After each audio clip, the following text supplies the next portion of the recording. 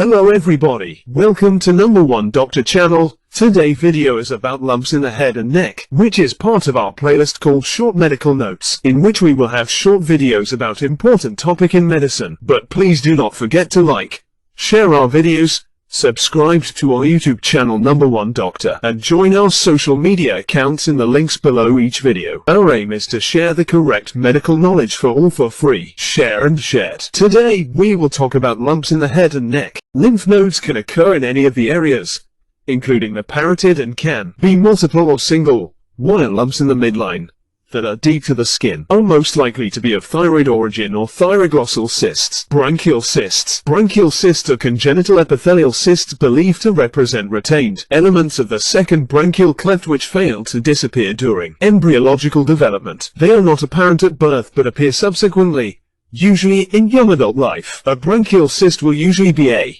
swelling emerging from the anterior border of the sternomastoid muscle at the junction of its upper and middle thirds. They are bilateral in 2–3% of patients, lined by squamous epithelium.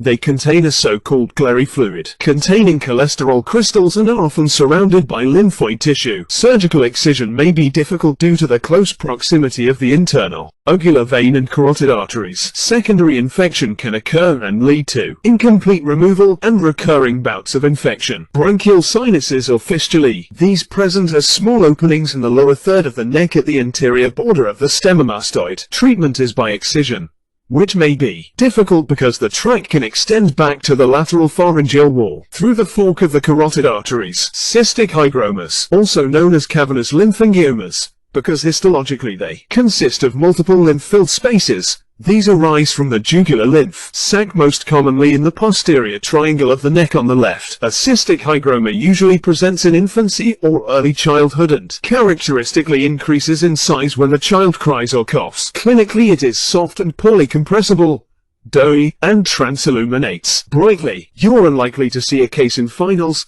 but it is commonly as carotid body tumors. Carotid body tumors, also called chemodyctomas, are rare paragangliomas which arise from the cells of the carotid body found within the adventitia of the medial aspect of the carotid bifurcation. They're usually present as asymptomatic lumps in the neck, may be bilateral in 5–10% of patients, and may be familial. Patients are usually middle-aged or elderly. Most of these tumors are benign, although about 10% may be malignant, and 5% may metastasize. Clinically they should be suspected when a lump in front of the upper third of the sternocleidomastoid muscle has a strongly transmitted pulsation. They are vertically fixed due to carotid attachment, and if malignant may present with cranial nerve palsy of the glossopharyngeal, hypoglossal, recurrent laryngeal, spinal accessory nerves, which are also at risk during excision. Triangles of the neck. Conventionally, lumps in the neck are described in relation to certain anatomically defined landmarks. Figure 11.1. Lumps in the neck anterior to the anterior border of the sternocleidomastoid muscle are within the anterior triangle of the neck.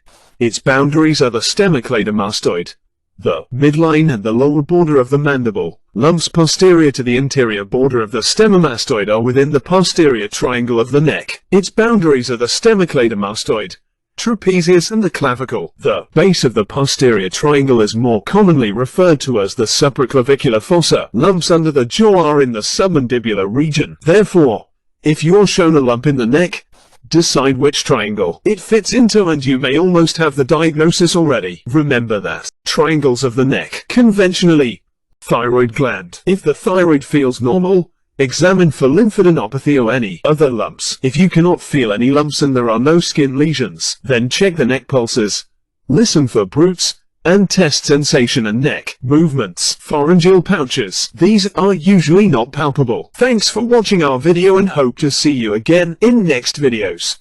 Do not forget to see other videos in our channel. With my best wishes, Dr. Ahmed.